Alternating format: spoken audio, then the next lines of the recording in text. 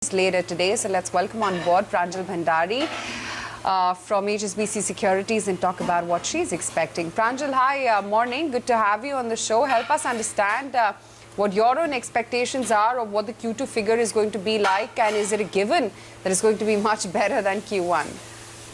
Yes, good morning. So look, it does seem like it's going to be a good number compared to the first quarter. So for the second quarter, which was the quarter ending September, we are expecting a 7.9% contraction, still a contraction, but much improved from the 24% contraction that we saw in the first quarter. Now, what's really driving it? We think agriculture and industry. In agriculture, we saw a perfect storm. Monsoons were good. There was a lot of labor out there. We saw rural wages going up. We saw the government also put in a lot of money in terms of Narega and so on. So there was a lot of activity there. Sowing was very strong. When you look at industry, there too, we saw the PMI manufacturing beginning to rise up very quickly from August onwards. So all of that data will get contained there. However, having said that, the services is likely to be still weak, relatively weak. PMI services continued to contract, until September. It only improved a little bit in October.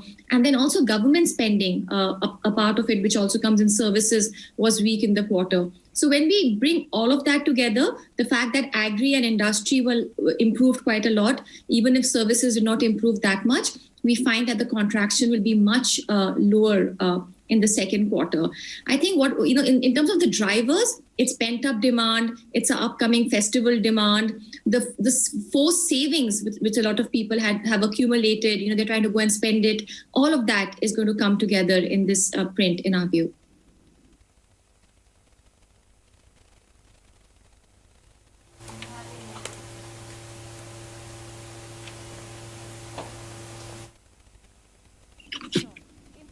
I wanted to just pick up on how much truth is there to really the festive demand as well as the pent-up demand, Pranjul, and how much can it really contribute to which all sectors? Yeah, look, there's definitely got to be the pent-up demand there. The fact that a lot of people wanted to buy a lot of things during the lockdown, but were just not able to move around or get access.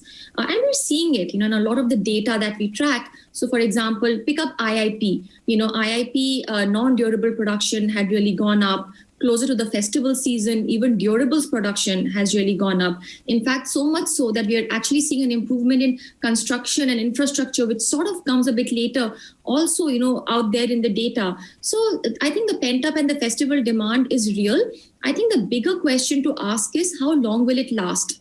And while I think the data we'll see today, will be definitely positive compared to the first quarter, the big question is, will the improvement continue over the third and the fourth quarter? And there are about four things I worry about. One is this sort of third wave of the virus that we are seeing in a few, states, for example, we are seeing in Delhi.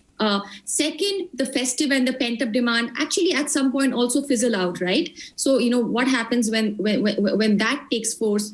Third is labor. We find that about 3 million lesser people are employed today compared to a year ago. How will that play out in demand over the next couple of quarters? So, if you bring all of this together, we have to be careful about thinking about recovery going forward, despite second quarter showing a big increase.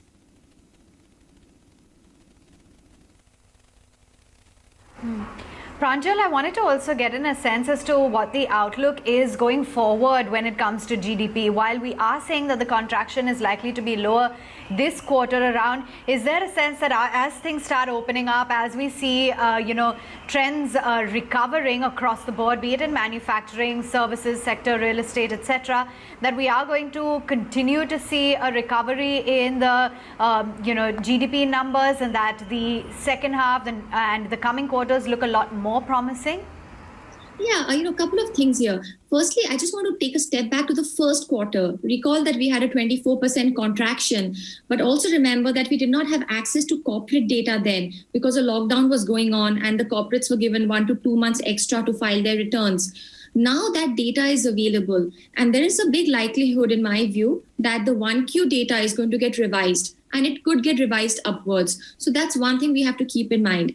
And then, of course, second quarter is going to be a sharp improvement even though it's going to continue to contract.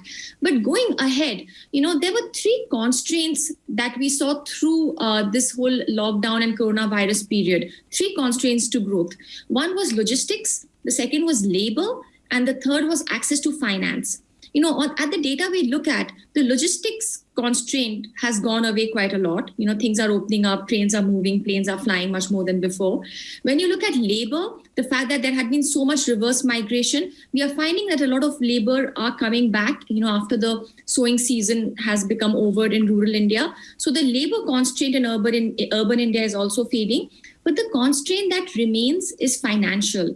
The fact that despite base money growing at 14%, that's the kind of money which RBI is printing, credit growth at banks, especially industrial credit, is only growing at 0% year on year. And I think that is and remains a big problem. And that could potentially become a scar that the coronavirus leaves behind. The fact that, the banks a couple of quarters down the line find themselves sitting on a stock of higher non-performing loans and feel risk averse, don't give credit as easily, and that weighs on growth over the medium term. So that is a problem. I think that will remain. But having said that, the normal activity with the logistical constraints, with labor supply constraints fading away, is going to be supportive of data, at least in today's print and the next 1 or 2 months, in my view.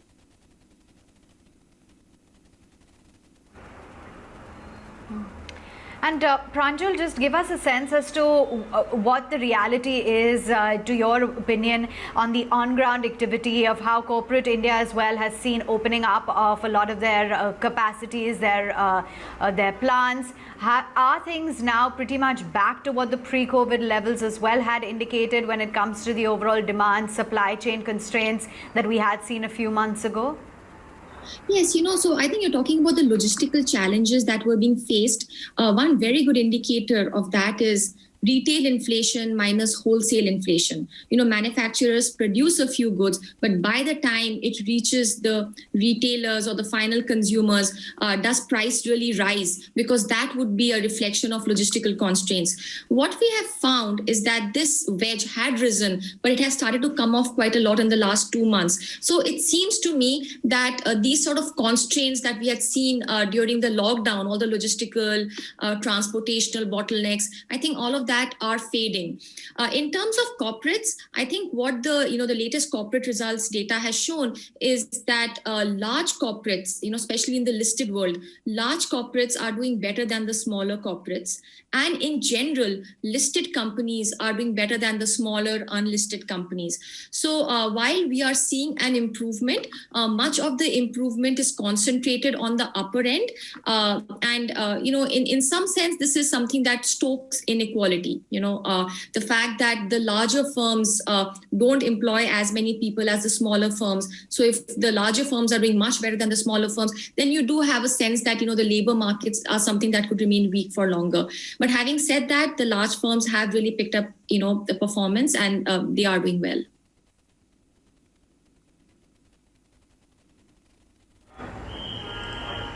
Thanks so much then, Pranjul, for giving us an update as to what the macroeconomic activity is looking like and the kind of pickup that we're anticipating in the GDP numbers later today.